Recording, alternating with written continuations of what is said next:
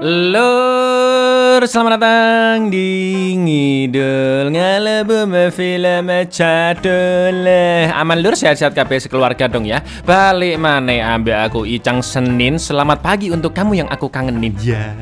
Sesuai requestan dari kalian, kali ini kita akan mengidul film bergenre action adventure komedi yang masih hangat-hangatnya dan diadaptasi dari game tabletop ternama ya lur ya, yaitu Dungeons and Dragons Honor Among Thieves tahun 2023. Masih ada yang tanya, kok film baru masuknya ngidul lur? Ya karena pilihannya cuma ada dua, ngalor sama ngidul ya kan, udahlah gitulah pokoknya. Dungeons and Thieves bercerita tentang sekelompok pencuri yang harus melawan penyihir merah juga anggotanya yang telah berkhianat demi mendapatkan tablet kebangkitan. Seperti apakah film yang sangat seru ini lur? Langsung aja kita ke request pertanyaan lucu dari dulurku Iqbal Bandits ya. Cak, mau tanya, kalau kita lagi kentut sambil bersin, apakah badan kita lagi screenshot? Screenshot. Pertanyaan tolol tapi ngakak Iqbal. Monggo sekejaken lur.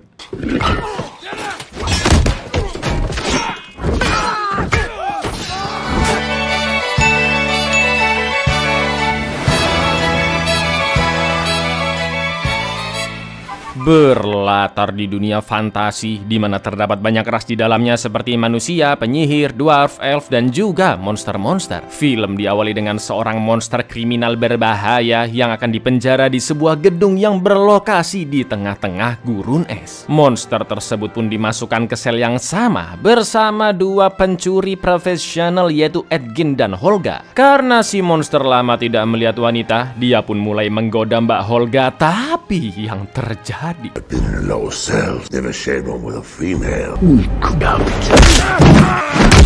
Gak pakai banyak cincong, langsung sama Holga dikoitkan. Dan setelah 2 tahun di penjara, mereka pun akhirnya menjalani persidangan untuk menentukan apakah mereka bisa bebas. Edgin pun mulai menceritakan perjalanannya, dan film pun flashback beberapa tahun sebelumnya di mana Edgin masih menjadi anggota faksi Harper, sebuah jaringan atau organisasi mata-mata yang bertugas untuk melawan kejahatan dan membela kaum-kaum tertindas tanpa imbalan sepeser pun. Berbagai misi memberantas kriminal pun dilakukan, dan tentunya itu membuat Edgin memiliki banyak musuh. Sampai suatu hari beberapa pasukan penyihir merah, bukan pesulap merah, membunuh istri Edgin, dan untungnya putri mereka bernama Kira sempat disembunyikan. Sejak saat itulah Edgin keluar dari Harper karena selain beresiko tinggi hingga istrinya dibunuh, Edgin juga tidak memiliki uang dan hidup serba kekurangan. Enemies come looking for revenge.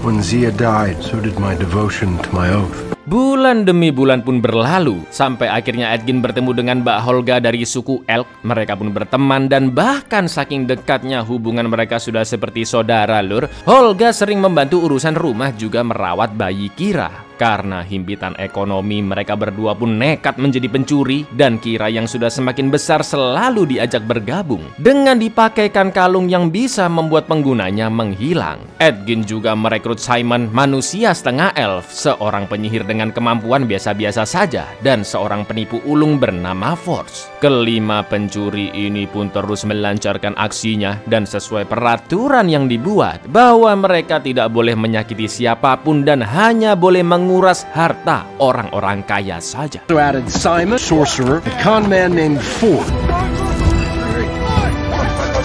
We never harmed anyone, and we only robbed Feel It the least. Namun semuanya berubah ketika seonggok penyihir bernama Sofina meminta bantuan mereka untuk mencuri markas besar Harper yang disebut Korinski, di mana kastil tersebut dipenuhi barang-barang antik yang dirampas dari orang-orang jahat dan berlokasi di tengah lautan. Awalnya Edgin menolak, tapi begitu dia tahu bahwa ada barang antik yaitu tablet kebangkitan di sana yang bisa menghidupkan kembali satu orang yang telah meninggal, meninggal. Jelas Edgin pun langsung menerima tawaran tersebut demi menghidupkan istrinya kembali. Karena misi ini terlalu danger, Kira pun tidak diizinkan ikut dan singkat cerita mereka berempat OTW ke Korinsky bersama penyihir Sofina. Namun ketika Edgin mengambil tablet kebangkitan, ternyata sudah ada jebakan di sana dan pasukan Harper langsung mengepung. Penyihir Sofina pun mengeluarkan gelombang penghenti waktu dan sayangnya Edgin juga Holga terjebak di dalam. Namun sebelum ke freeze, Edgin sempat melemparkan tablet kebangkitan kepada Forge agar bisa dijaga dengan aman. Sementara Sofina ternyata bisa kabur dari sana dengan kekuatannya sambil membawa tanduk merah yang selama ini dicari-cari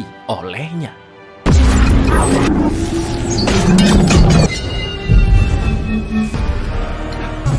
Take the tablet. Keep Kira safe. You have my word. Itulah tadi kisah bagaimana Edgin dan Holga tertangkap dan dipenjara, Lur. Kembali ke masa sekarang, tak lama kemudian datanglah seorang hakim yaitu monster manuk bernama Jarnatan yang langsung dimanfaatkan agar Edgin dan Holga bisa kabur dari sana. Inilah ruang bawah tanah dan naga, kehormatan di antara pencuri. But we approved your pardon!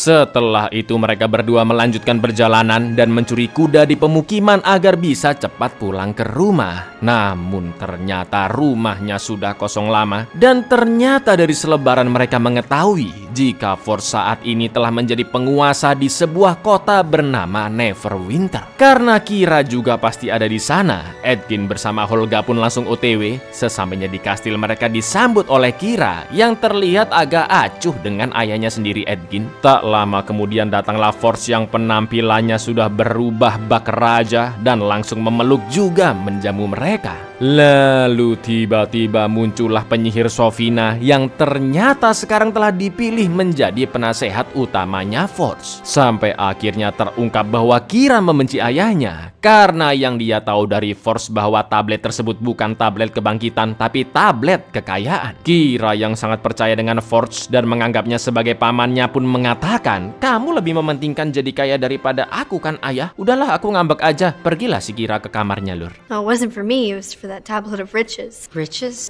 I was doing it for Mom, for all of us. You have to trust me. I swear to you, it was a tablet of reawakening. Is that what he's told you, that I left you for more riches? She has a right to know it. Kira, no, wait, Kira.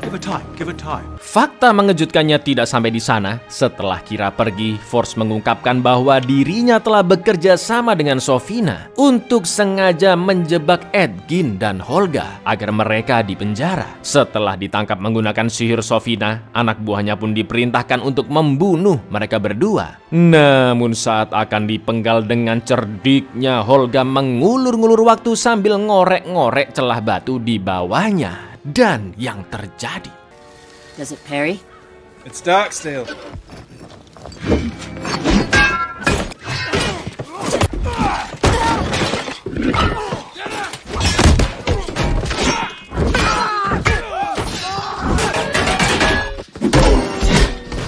loh macam-macam sama Mbak Letinya Fast Furious ya kan? Edgin dan Holga pun mulai mengumpulkan tim yang baru dan pertama-tama mereka akan mendatangi Simon si penyihir berkemampuan biasa-biasa saja yang sekarang mencuri dengan kedok bermain sulap. No one can hold a candle to this like this. Is that?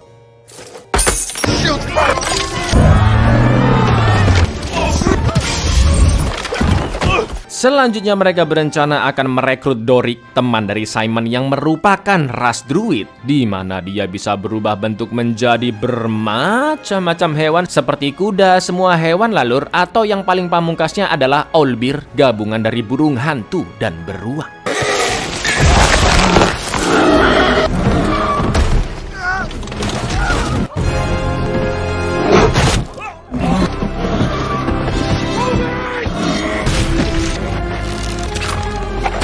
Gak pakai lama mereka bertiga pun langsung mengajak Dorik bergabung karena dengan kekuatannya dia bisa menyelinap masuk ke dalam kastil. Usut punya usut, Dorik bergabung dengan organisasi Emerald Enclave yang menentang kepemimpinan Forge dan ingin menjatuhkannya. Maka dari itu Dorik pun setuju untuk join dengan harapan bisa menjatuhkan Forge, juga melindungi orang-orang Emerald Enclave.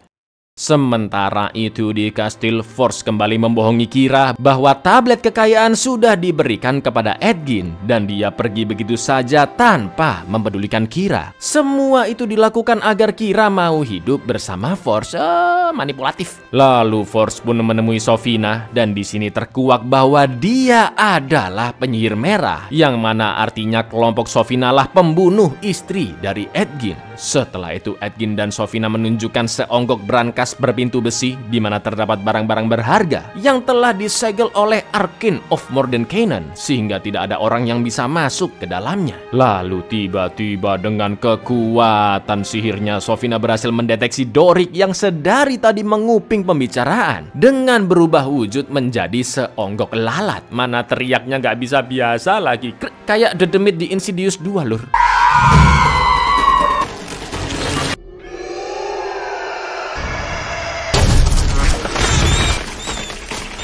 Sangat-sangat epik sekali di scene ini lur, karena kita diperlihatkan kekuatan Dorik yang bisa berubah menjadi bermacam-macam hewan. Dari lalat jadi tikus, tikus ke manusia, dan berpura-pura jadi prajurit, berubah jadi tikus lagi, jadi manuk, kucing, unggas, sampai akhirnya jadi rusa, dan alhamdulillahnya Dorik berhasil kabur.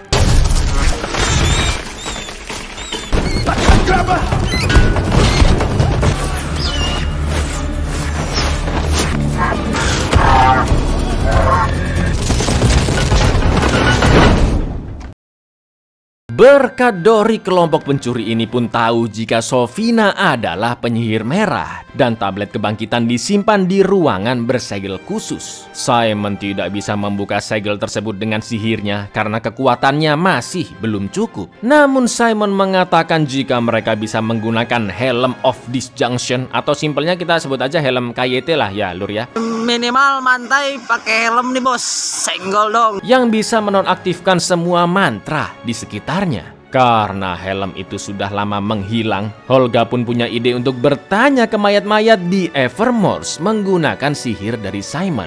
Karena ternyata 100 tahun yang lalu terjadi perang antara kultus naga dan suku elk, sukunya Mbak Holga, yang dulu memperebutkan helm tersebut. Saat dalam perjalanan, Sofina sempat silaturahmi sebentar ke rumah mantan suaminya yaitu Marlamin, yang ternyata seorang halfling atau hobbit. Ukuran tubuhnya sangat berbeda ya, jadi kalau pas mereka lagi gimana dong caranya? Cuaks.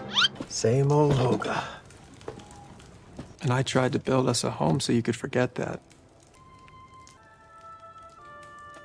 Mereka pun akhirnya sampai di Evermore yang dipenuhi dengan banyak makam. Salah satu peti mayat pun dibuka. Simon mulai membaca mantra dari token klerik untuk membangkitkan mayat sementara waktu. Dan mereka hanya bisa bertanya sebanyak 5 kali saja. Yang jadi masalahnya adalah lur, helm itu telah berpindah tangan dari satu orang ke satu suku elk yang lain dan membuat mereka ribet lah, harus tanya ke banyak mayat tentunya. Was in possession of my Chichard Grimwolf. We can just make it over the ridge. Not again. Sven. Sven's my brother. It's a nightmare. Sampai akhirnya salah satu mayat mengatakan jika helm KYT diberikan kepada satria bernama Seng yang dulunya adalah rakyat Tayan. Sedikit informasi lur bahwa rakyat Tayan ini berhasil diperbudak oleh penyihir merah dan mereka semua menjadi jahat mengikuti sifat dari si penyihir merah kecuali Seng yang berhasil kabur. Meskipun teman-temannya mengatakan jika nama Seng sangat terkenal karena dia adalah sosok yang adil, baik dan membantu orang-orang tertindas. Namun Edgin merasa Seng masih belum bisa dipercaya, apalagi dia dulunya adalah orang Tayan. Mau nggak mau mereka pun harus mencari Seng untuk mendapatkan helmnya. Tapi jika Seng ternyata memang orang jahat, Holga berjanji akan langsung membunuhnya. Singkat cerita, mereka pun akhirnya menemui Zheng yang untungnya dia memang benar-benar baik dan menyambut mereka. Begitu mengetahui tujuan helm itu dicari untuk mengalahkan Force dan Sofina, si penyihir merah. Zheng pun menjelaskan bahwa Sastam dulunya adalah salah satu dari 8 pimpinan penyihir merah yang memerintah negara Tai. Namun pada suatu malam dengan kejinya, Sastam membunuh 7 pimpinan lainnya dengan sihir Beckoning Death agar dia bisa menjadi sosok penguasa tunggal seutuhnya, dibantu oleh rekannya Sofina. Selain itu, orang-orang Taiyan juga diperbudak dengan cara merubah mereka menjadi pasukan mayat hidup yang mematuhi semua perintahnya. Tapi untungnya saat itu Zheng yang masih kecil bisa kabur dari mantra tersebut. With the aid of his red, created an army of the undead. The beckoning death was of all who beheld it. Saw firsthand the horrors of the spell. Di lain sisi, Sofina memanggil tangan kanan terkuatnya dari Taiyan yang sebut saja dia Paijo tentunya untuk memburu Edgin dan kawan-kawan. Namun sebelum itu dia diminta menghabisi prajurit kastil karena tidak becus menangkap Dorik.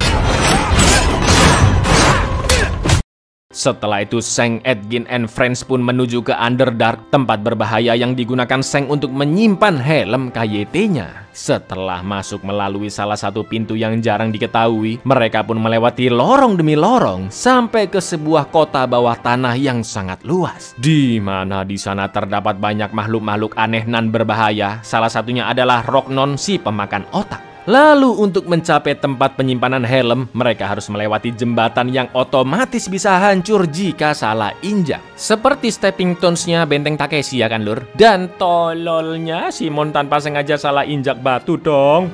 Until we reach the tree. Not very structurally sound. I may have put my foot on, didn't realize that's where it technically started. Untungnya Holga membawa tongkat berjalan yang pernah dicurinya dari seorang penyihir, dan setelah melihatnya Simon pun tahu jika itu bukanlah tongkat biasa, melainkan tongkat Hither-Tither yang bisa membuat teleportasi. Wow, ajaib sekali. Hither.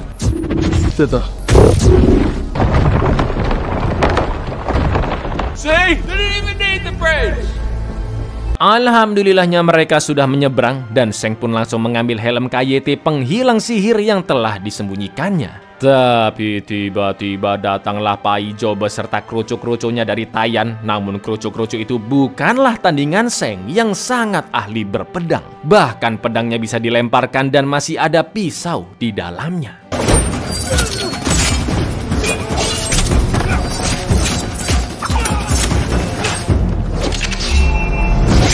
Sekarang Zheng harus berduel dengan Paijo. Pertarungan pun sangat sengit, dari pedang menjadi duel pisau, tapi Zheng masih jauh-jauh lebih terampil dan berhasil membunuh Paijo. Namun ingat lur, mereka adalah mayat hidup ya kan? Paijo dan kawan-kawan pun kembali bangkit dan mengejar mereka. Sampai akhirnya ada hembusan nafas sangat kencang dari dalam goa, diikuti dengan getaran yang ternyata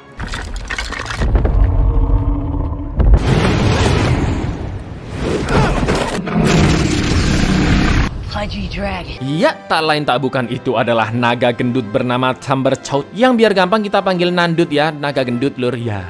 Karena posturnya yang sangat obesitas, Nandut kesulitan untuk terbang dan malah merangkak sambil terus menyerang membabi buta. Dengan bantuan tongkat teleportasi, mereka mencoba kabur, namun sayang Edgin berhasil dibuat jatuh dan yang terjadi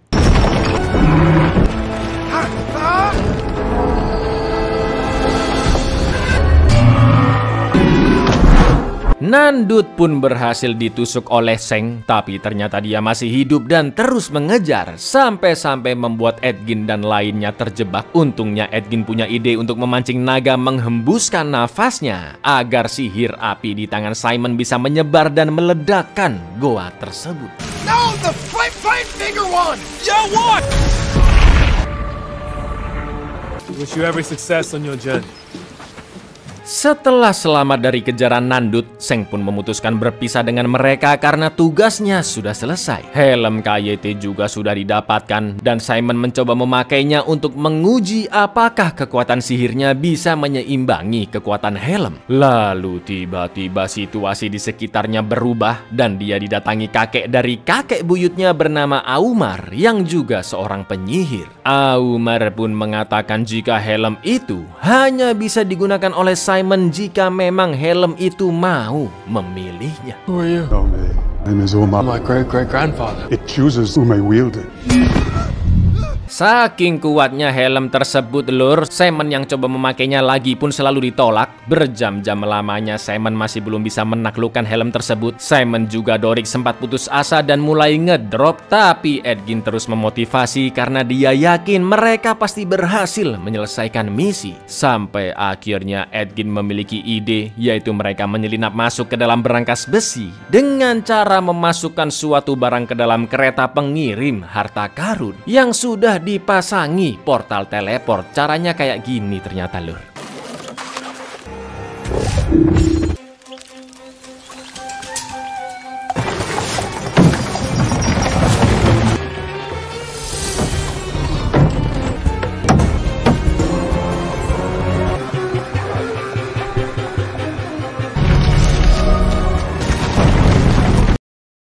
Di Neverwinter, Force sudah memulai permainan sangat berbahaya di arena yang dulu sudah dibubarkan, yaitu permainan Haisan, di mana ada 5 tantangan mengerikan yang harus dilalui para peserta. Di lain sisi, Edgin dan lainnya sudah sangat yakin bisa masuk ke dalam berangkas melalui portal teleport tadi. Tapi halah, itu lukisan bisa-bisanya jatuh dong ngadep ke lantai lur. Dan tentunya rencana mereka pun gagal total ya kan. Maka dari itu Edgin ingin rencana kembali seperti semula, yaitu Simon harus bisa menguasai helm KYT untuk menghilangkan segel di pintu berangkas.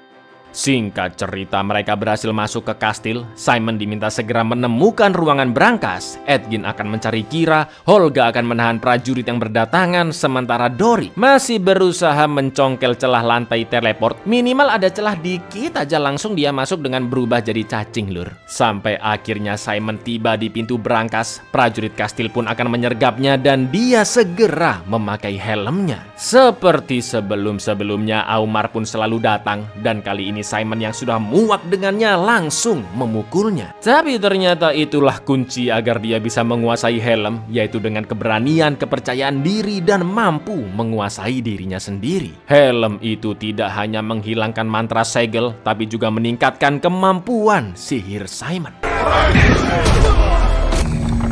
Sementara itu Dorik juga berhasil membuat celah dan masuk ke dalam portal dengan bentuk cacingnya. Namun ternyata lukisan itu berada di bawah arena, bukannya di berangkas. Sayangnya Sofina mengetahui penyelinapan mereka semua. Dorik pun dipukul prajurit hingga pingsan. Simon dan Holga langsung ditangkap. Sedangkan Edgin yang menemukan Kira di sebuah ruangan ternyata hanyalah jebakan semata, karena itu adalah Sofina yang telah menyamar. Oh, that's not good.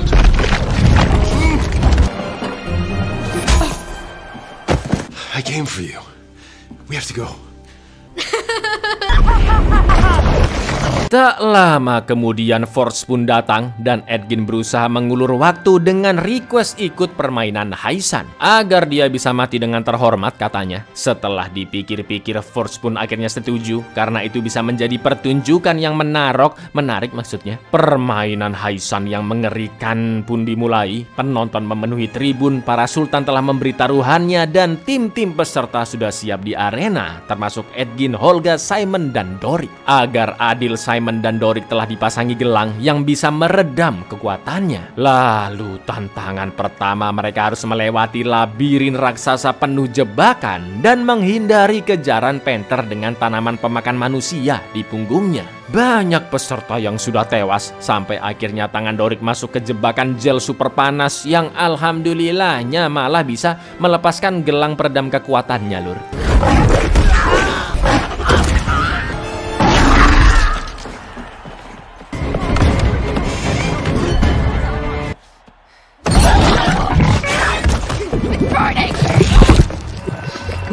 Karena tidak kunjung menemukan jalan keluar, Dorik yang sudah mendapat kekuatannya kembali pun punya ide, yaitu dengan cara masuk ke dalam gel panas yang tadi. Dan ketika gel panas itu terdorong labirin ke bawah, Dorik berubah menjadi ular untuk menyelamatkan teman-temannya. We'll only be inside for a few seconds.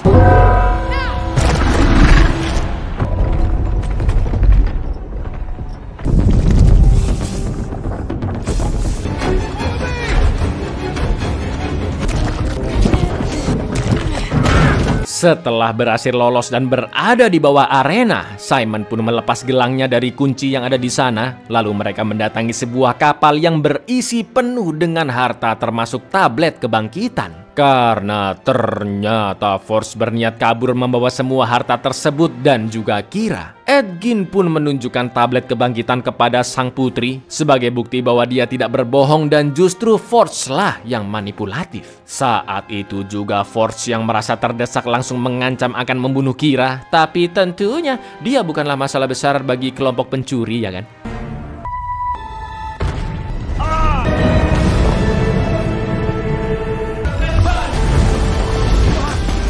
Alhamdulillahnya Kira berhasil diselamatkan dan dia meminta maaf kepada ayahnya karena telah mempercayai omong kosong Force. Tapi tiba-tiba dari kejauhan terlihat awan merah hitam di atas kota Neverwinter yang tentunya itu adalah Beckoning Death. Mereka pun sadar selama ini Force bekerja sama dengan Sofina untuk tujuan masing-masing. Force ingin mengeruk harta-harta hasil rampasan, sedangkan Sofina akan menambah pasukannya dengan membuat semua orang yang datang ke permainan Haisan menjadi mayat hidup. Mau nggak mau mereka pun putar balik ke Neverwinter. Apalagi Edgin telah berjanji kepada Seng jika semua harta itu akan diberikan ke masyarakat demi kemaslahatan umat.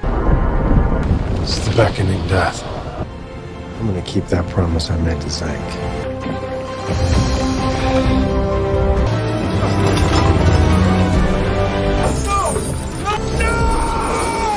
Di lain sisi, Sofina dengan sihir dan tanduk merahnya mengeluarkan asap merah Beckoning Death yang mulai menyebar. Tapi untungnya berkat hujan harta di Neverwinter, orang-orang di arena pun berhamburan keluar mengambilnya, yang artinya korban Sofina sangat jauh-jauh berkurang. Sofina yang semakin geram murka pun menyerang Edgin dan teman-temannya. Mereka bekerja sama untuk melawan Sofina, tapi emang terlalu OP kekuatannya. Bahkan patung naga bisa dihidupkannya.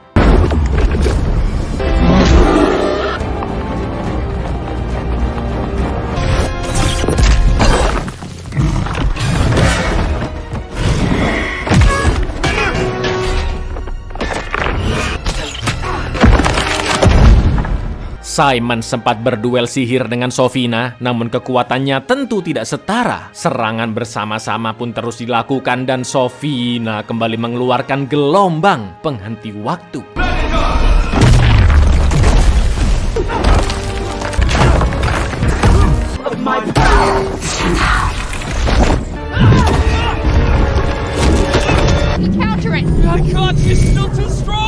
Merasa sudah menang, Sofina pun mendekati Edgin. Dia mengatakan jika mereka semua akan mati dengan sangat menderita. Namun ternyata mereka tidak terjebak gelombang penghenti waktu, lur. Karena Simon yang semakin kuat bisa menonaktifkannya. Kira yang sedari awal menghilang pun diam-diam memasang gelang peredam kekuatan ke tangan Sofina. Dan sekarang giliran Dorik yang tanpa basa-basi langsung meng-smackdown Sofina dengan sangat brutal. What is this? I counted your time stop. It got better. Forever suffer. Meskipun Sofina telah dikalahkan, namun naas jantung Holga terkena tusukan. Holga pun meminta Edgin merawat Kira baik-baik. Mereka bernyanyi bersama seperti dahulu untuk yang terakhir kali. Sampai akhirnya Holga pun meninggal. Melihat Holga yang tewas, mereka berdua pun sangat terpukul. Karena Holga lah yang dengan telatennya merawat Kira sejak bayi. Dan sudah dianggap seperti ibunya sendiri. Sambil menangis, Kira ingin Holga dihidupkan kembali menggunakan tablet kebangkitan yang hanya sekali pakai. Begitu pula dengan Edgin yang sudah mengikhlaskan kepergian istrinya. We can only use it once. I know.